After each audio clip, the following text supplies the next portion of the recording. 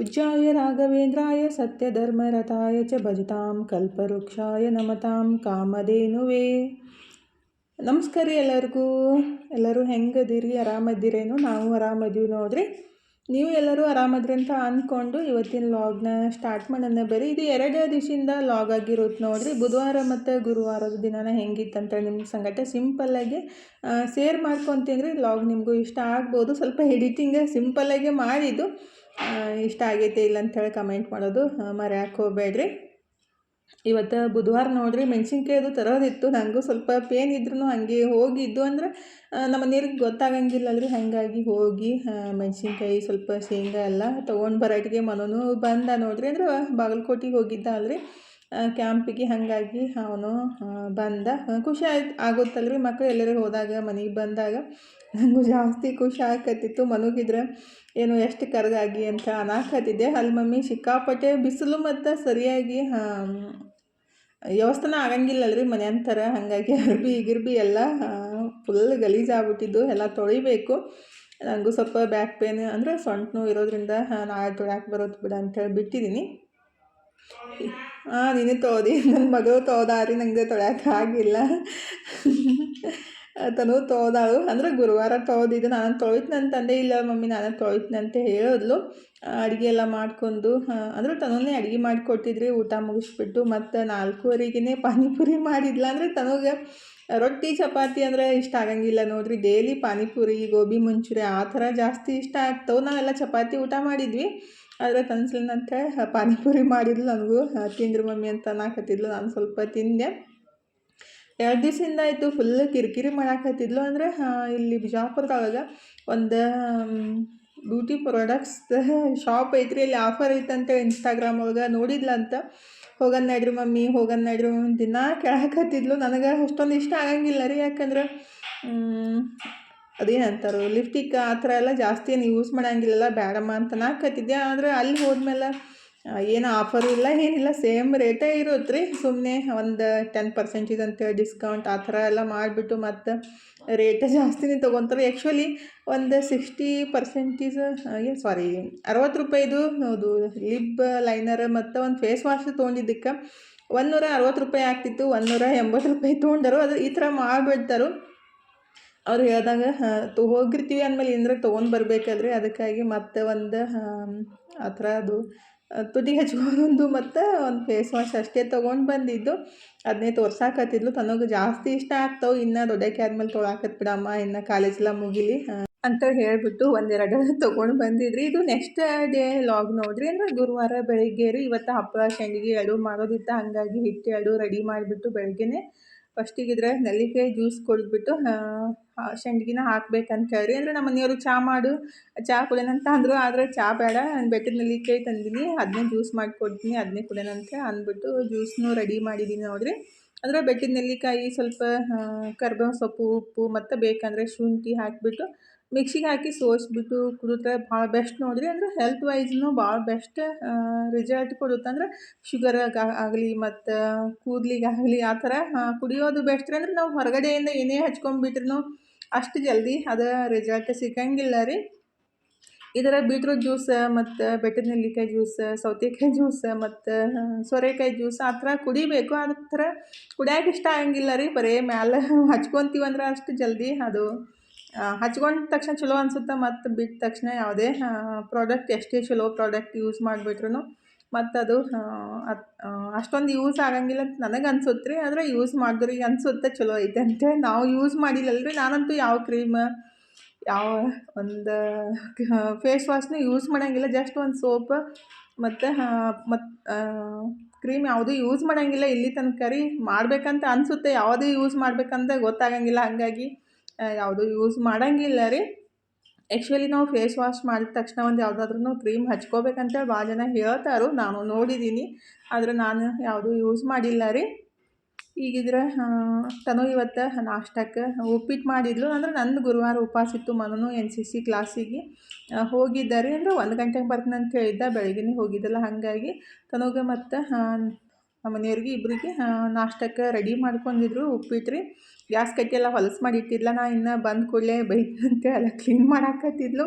ಅಂದರೆ ಏನಾದರೂ ಮಾಡಿಬಿಟ್ರೆ ಅದನ್ನೆಲ್ಲ ಅಲ್ಲಿದಲ್ಲೇ ಇಟ್ಬಿಟ್ಟು ಹೋಗಿ ಕುಂತು ಬಿಡ್ತಾರೆ. ಹಾಗಾಗಿ ಒಂದು ಚಹಾ ಮಾಡ್ಬೇಕಂದ್ರೂ ಚಹಾ ಪುಡಿ ಡಬ್ಬಿ, ಸಕ್ಕರೆ ಡಬ್ಬಿ ಎಲ್ಲ ಕೆಳಗಡೆ ಇಟ್ಟಿರ್ತಾಳು.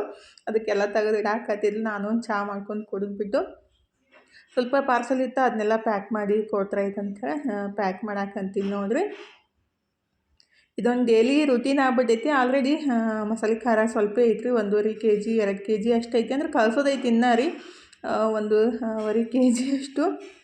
ಈಗಿದ್ರೆ ಸ್ವಲ್ಪ ಇದ್ದಿದ್ದೆಲ್ಲ ಪ್ಯಾಕ್ ಮಾಡಿ ಇಟ್ರಾಯ್ತು. ಅಂದರೆ ಕೂತಾಗ ಏನಾದರೂ ಮಾಡಿಬಿಟ್ರೆ ಬೆಸ್ಟ್ ಅಲ್ರಿ. ಅಂದರೆ ನಮ್ಮ ಮನೆಯವ್ರು ಹೋಗ್ತಿದ್ರೆ ಕುಡಾಕ, ಅದಕ್ಕಾಗಿ ಪ್ಯಾಕ್ ಮಾಡಾಕತ್ತಿದ್ದೆ. ಮತ್ತು ನೆನಪಾಗಂಗಿಲ್ಲ ರೀ, ಒಂದೇ ಸಲಕ್ಕೆಲ್ಲ ಮಾಡ್ಕೊಂಡು ಎಲ್ಲ ಪ್ಯಾಕ್ ಮಾಡಿ ಇಡಬೇಕಾಗುತ್ತೆ. ಈಗಿದ್ರೆ ನಾನು ಅವರಿಗೆ ಪ್ಯಾಕ್ ಮಾಡಿ ಕೊಟ್ಬಿಟ್ಟು ನಿನ್ನೆ ಏನಂತಾರು ಶೇಂಗಾ ತಂದಿದ್ದೆ ಅಲ್ರಿ, ಅದನ್ನೆಲ್ಲ ಬಿಸಿಲಿಗೆ ಹಾಕಬೇಕಾಗಿತ್ತು. ಬಿಸಿಲಂತೂ ಈಗ ಜಾಸ್ತಿನೇ ಇಲ್ಲ ರೀ. ಬಿಸಿಲು ಇರಲಾರ್ಬಿಟ್ಟಕ್ಕೆ ಪ್ರಾಬ್ಲಮ್ ಅನಿಸುತ್ತೆ. ಎಷ್ಟು ಬಿಸಿಲಪ್ಪ ಅಂತ ಅಂತಿದ್ವಿ, ಇಷ್ಟು ದಿವಸ. ಈಗ ಬಿಸಿಲು ಕಮ್ಮಿ ಆಗಿಬಿಟ್ಟು ಮಳೆಗಾಲ ಸ್ಟಾರ್ಟ್ ಆದಮೇಲೆ ಬಿಸಿಲು ಬೇಕಂದ್ರೆ ಹೆಂಗೆ ಸಿಗುತ್ತಲ್ರಿ. ಈಗ ಸ್ವಲ್ಪ ಬಿಸಿಲಿಗೆ ಹಾಕಿಬಿಟ್ಟು ಶೇಂಗಾನ ಹುರಿದ್ಬಿಟ್ರೆ ಜಲ್ದಿ ಹುರಿತಾವ್ರಿ. ಇಲ್ಲಾಂದ್ರೆ ಹಸಿ ಇರ್ತಾವಲ್ಲ, ಹಂಗಾಗಿ ಜಲ್ದಿ ಹುರಿಯಂಗಿಲ್ಲ.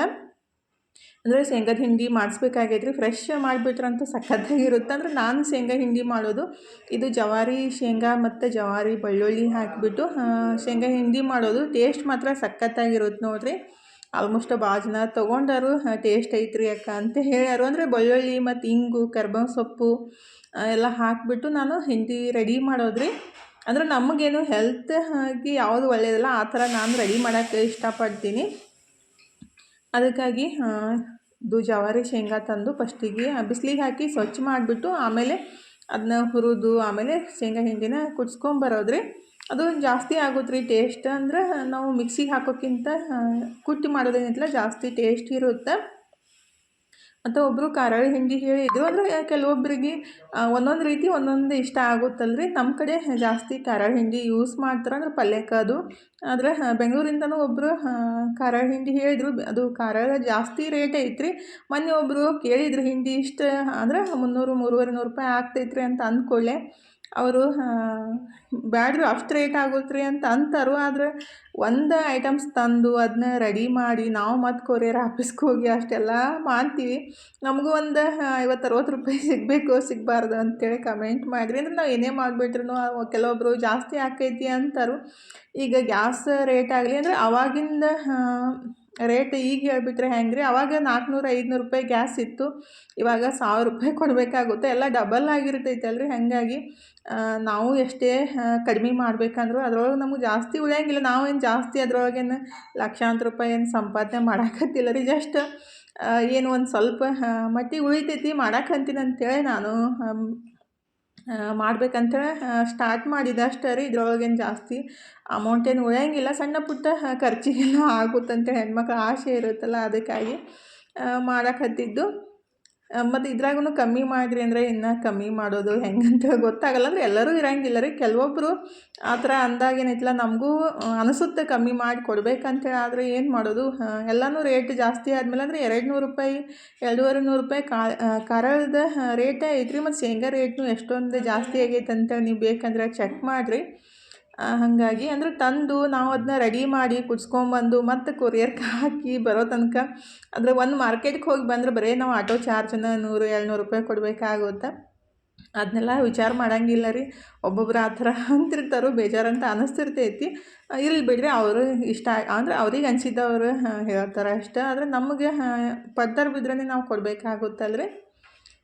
ಈಗಿದ್ರೆ ತಾನು ಇವತ್ತು ಪಾನಿಪುರಿ ಮಾಡೋಕೆ ಅದು ಐಸ್ ಬಾಕ್ಸ್ ಒಳಗೆ ಅದು ಬಟಾಣಿ ಸೀಸನ್ ಒಳಗೆ ಬಟಾಣಿ ಬಿಡಿಸ್ಬಿಟ್ಟು ಇಟ್ಟಿದ್ದೆ ಅಲ್ರಿ, ಫುಲ್ ಐಸ್ ಆಗಿಬಿಟ್ಟಿತ್ತು. ಅದು ತಾನೇ ಸ್ವಲ್ಪ ಹೈ ಒಳಗೆ ಇಟ್ಟಿದ್ದು ಅಂದ್ರೆ ಅದು ಏನಂತಾರು, ಅದು ಜಾಸ್ತಿ ಕೂಲಿಂಗ್ ಇದು ಇಟ್ಟಿದ್ರಿ ಅಂದ್ರೆ ಅದು ಫೇಸ್ ಏನಂತಾರೆ ಅದಕ್ಕೆ ಐಸ್ ಹಾಕಿಬಿಟ್ಟು ನೀರು ಹಾಕಿಬಿಟ್ಟು ಐಸ್ ಮಾಡಿ ಮುಖಕ್ಕೆಲ್ಲ ಹಚ್ಕೊತಾರಲ್ರಿ, ಅದಕ್ಕೆ ಆಗಲಿ ಅಂತೇಳಿ ಜಲ್ದಿ ಅದನ್ನೇ ಇಟ್ಟಿದ್ಲು. ಅದು ಫುಲ್ ಐಸ್ ಆಗಿಬಿಟ್ಟು ಆ ಬಾಕ್ಸನ್ನು ಎಲ್ಲಿ ಬರಲಾಗಿತ್ತು. ಮತ್ತು ಅದಕ್ಕೆ ಚಾಕು ಹಾಕಿಬಿಟ್ಟು ತೆಗ್ಯಾಕತ್ತಿದ್ಲು. ತನ್ನೊಂದು ಈ ಕಡೆ ಪಾನಿಪುರಿ ರೆಡಿ ಮಾಡೋ ಕೆಲಸ ಸ್ಟಾರ್ಟ್ ಆಗೈತ್ರಿ. ನಂದು ಇವತ್ತು ಗುರುವಾರ ಮಧ್ಯಾಹ್ನ ಊಟ ಮಾಡಿದ್ದೆ ಅಲ್ಲ ನಾನು, ಹಾಗಾಗಿ ಇದು ಸಾಬುದಾನಿ ಚೂಡ ರೆಡಿ ಮಾಡಾಕಂತೀನಿ ನೋಡ್ರಿ. ಅಂದರೆ ನಾನು ಸಾಬುದಾನಿ ಚೂಡ ಹೆಂಗೆ ಮಾಡಾಕಂತೀನಿ ಅಂತಂದರೆ, ಸಾಬುದಾನಿ ಇರ್ತಾವಲ್ರಿ, ಅಂದರೆ ನಾವು ನಾರ್ಮಲ್ ಸಾಬುದಾನಿ ಉಸೋದು ಮಾಡ್ತಿಲ್ಲ. ಅದೇ ಸಾಬುದಾನಿನ ನಾನು ನೆನೆಸಿ ಸ್ಟೀಮ್ ಒಳಗೆ ಬೆನ್ಸ್ಬಿಟ್ಟು ಒಣಗಿಸ್ಬಿಟ್ಟು ಇಟ್ಟಿದ್ದೆ ರೀ. ಇವು ಭಾಳ ಪಟ್ ಅಂತ ಹೇಳಿ ಫ್ರೈ ಆಗ್ಬಿಡ್ತಾವೆ. ಇನ್ನೊಂದು ಸಾಬುದಾನಿ ಸಿಗ್ತಾವ್ರಿ ಸಾಬುದಾನಿ ಚೂಡ ಮಾಡಕ್ಕಂತ ಹೇಳಿ. ಕಿರಾಣಿ ಸ್ಟೋರ್ ಒಳಗೆ ಲೈನಾನ್ ಸಾಬುದಾನಿ ಕೊಡಂದ್ರೆ ಕೊಡ್ತಾರೆ. ಅವು ಫ್ರೈ ಮಾಡಿದ್ರೆ ಮಸ್ತ್ ಆಗ್ತಾವೆ. ಆದರೆ ನಮ್ಗೆ ಅವು ಸ್ವಲ್ಪ ದೊಡ್ಡ ಅನಿಸ್ತಾವ್ರಿ. ಇದನ್ನ ಮಸ್ತ್ ಇರ್ತಾವೆ, ಜಲ್ದಿ ಫ್ರೈ ಆಗ್ತಾವೆ ಅಂಥೇಳಿ ನಾನು ಈ ರೀತಿ ಮಾಡಿದ್ದು ಆಲ್ಮೋಸ್ಟೇ ಖಾಲಿ ಆಗಕ್ಕೆ ಬಂದವ್ರಿ.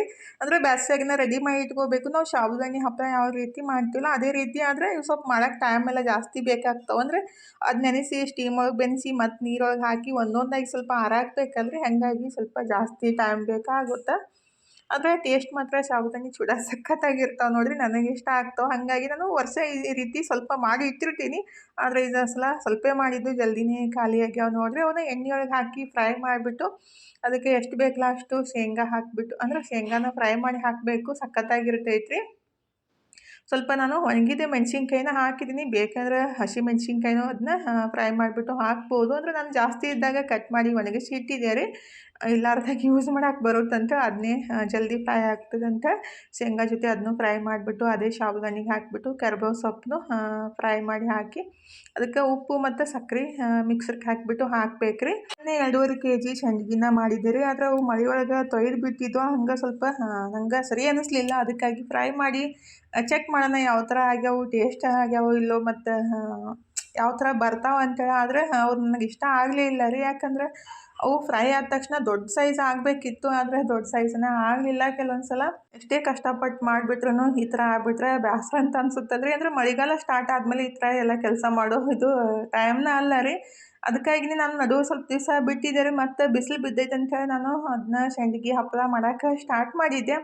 ಆದರೆ ಈ ಥರ ಆಗಿಬಿಟ್ಟು 2.5 kg ವೇಸ್ಟ್ ಆಯ್ತು ನೋಡಿರಿ. ಅಂದರೆ ನಾವು ಮನೆಗೆ ಯೂಸ್ ಮಾಡ್ಬೋದು. ಆದರೆ ಹೊರಗಡೆ ಅಂದರೆ ಬೇರೆದವ್ರಿಗೆ ಕೊಡೋಕೆ ಅಷ್ಟು ಇಷ್ಟ ಆಗಂಗಿಲ್ಲಲ್ರಿ. ಯಾಕಂದರೆ ಸರಿಯಾಗಿದ್ದನ್ನೇ ಕೊಡಬೇಕಾಗುತ್ತಾ. ಹಾಳಾಗಿದ್ದು ಅಂದರೆ ಹಾಳಾಗಿಲ್ಲ, ಆದರೆ ಫ್ರೈ ಮಾಡೋ ಮುಂದಾಗ ಸ್ವಲ್ಪ ಲೇಟಾಗಿ ಫ್ರೈ ಆಕತ್ತಿದ್ದು ಮತ್ತು ಗಟ್ಟಿ ಬರಾಕತ್ತಿದ್ದು ರೀ. ಅಂದರೆ ಜಸ್ಟ್ ಹಾಕಿದ ತಕ್ಷಣ ಫ್ರೈ ಆಗಿಬಿಡ್ತಾವೆ. ಆದರೆ ಫ್ರೈ ಆಗೋಕ್ಕೆ ಸ್ವಲ್ಪ ಟೈಮ್ ತೊಗೊಳಕತ್ತಿದ್ದು. ಮತ್ತು ಅವು ಎಣ್ಣೆಗೆ ಹಾಕಿದ ತಕ್ಷಣ ದೊಡ್ಡ ಸೈಜ್ ಆಗ್ತಾವೆ ರೀ ಇನ್ನು. ಆದರೆ ಆಗಲೇ ಇಲ್ಲ. ಅದಕ್ಕಾಗಿ ನಾನು ಫ್ರೈ ಮಾಡಿಬಿಟ್ಟು ಟೆಸ್ಟ್ ಮಾಡಾಕತ್ತಿದ್ದೆ.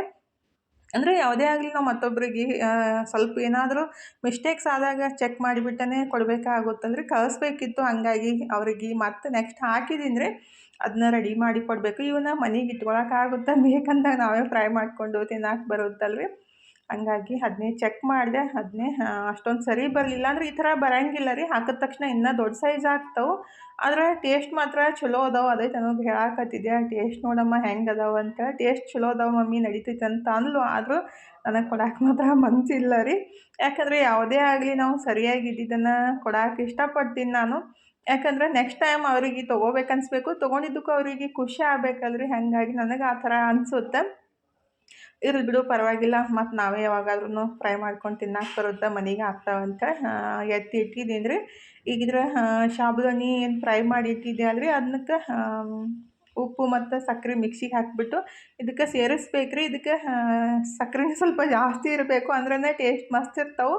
ಅಂದರೆ ಹೊರಗಡೆ ಎಲ್ಲ ಸಿಗ್ತಾವಲ್ರಿ. ಹಾಗಾಗಿ ಮನೆಯೊಳಗೆ ಈ ಥರ ಮಾಡಿಬಿಟ್ರೆ ಸಖತ್ತಾಗಿರ್ತಾವೆ. ಮತ್ತು ಹೊರಗಡೆಕ್ಕಿಂತ ಜಾಸ್ತಿ ಟೇಸ್ಟಾಗಿರ್ತಾವೆ ರೀ ಮನೆಯೊಳಗೆ ಮಾಡಿದ್ದು. ನನಗೆ ಮಾತ್ರ ಜಾಸ್ತಿ ಇಷ್ಟ ಆಗ್ತಾವೆ. ಮೊನ್ನೆ ನಾವು ಮಂತ್ರಾಲಯಕ್ಕೆ ಹೋಗ್ಬೇಕಾದ್ರೂ ಒಂದು ಪ್ಯಾಕೆಟ್ ಮಾಡ್ಕೊಂಡು ಹೋಗಿದ್ದೆ. ಎಷ್ಟು ಮಸ್ತಾಗಿ ಬಂದವೆ ನೋಡಿರಿ. ಅಂದರೆ ಇದು ಸಾಬುದಾನಿ ನಾವು ಏನು ಮನ್ಯಾಗ ಉಸುಳಿ ಮಾಡ್ತೀವಲ್ಲ, ಅಂದರೆ ಸಾಬುದಾನಿ ಕಿಚಡಿ ಅದು ಮಾಡ್ತೀವಲ್ಲ, ಅದೇ ಸಾಬುದಾನಿಯಿಂದನೇ ನಾನು ಈ ಥರ ಮಾಡಿದ್ದು. ಅಂದರೆ ಸ್ಟೀಮ್ ಒಳಗೆ ಬೆನೆಸ್ಬಿಟ್ಟು ಒಣಗಿಸ್ಬಿಟ್ಟು ಇಟ್ಟಿದ್ದೆ ರೀ. ಅಂದರೆ ಖಾಲಿ ಆಗಕ್ಕೆ ಬಂದವು. ಈಗಿದ್ರೆ ನಾನು ಈ ಕಡೆ ಅದನ್ನ ರೆಡಿ ಮಾಡ್ತಾಯಿದ್ರೆ, ನಾನು ಸಂಡ್ಗಿನ ಫ್ರೈ ಮಾಡಿ ಇಟ್ಟಿದ್ದೆ ಅಲ್ರಿ, ಅದನ್ನೇ ತನೋ ತಿನ್ನಾಕತ್ತಿದ್ಲು. ಸಾಬುದಾನಿ ಚೂಡ ತಿನ್ನಂತಂದ್ರೆ ಒಲ್ಲೆ ಅಂತಂದ್ಲು. ಅಂದರೆ ಪಾನಿಪುರಿ ಮಾಡೋಕ್ಕೆ ಅದಾವ್ರಿ ಇನ್ನು. ಹಾಗಾಗಿ ಇವತ್ತಿನ ಲಾಗ್ನು ಇಲ್ಲೇ ಮುಗಿಸೋಣ್ರಿ. ಇವತ್ತಿನ ಲಾಗ್ ಹೆಂಗೆ ಅನಿಸ್ತಂತ ಕಮೆಂಟ್ ಮಾಡೋದು ಮರೆಯೋಕ್ಕೆ ಹೋಗಬೇಡ್ರಿ. ಲಾಗ್ ಇಷ್ಟ ಆಗಿದ್ರೆ ಲೈಕ್ ಮಾಡಿ, ಶೇರ್ ಮಾಡಿ, ಸಬ್ಸ್ಕ್ರೈಬ್ ಮಾಡಿಕೊಂಡು ಸಪೋರ್ಟ್ ಮಾಡಿರಿ. ಥ್ಯಾಂಕ್ ಯು ಫಾರ್ ವಾಚಿಂಗ್ ರೀ. ಬಾಯ್ ರೀ ಎಲ್ಲರಿಗೂ.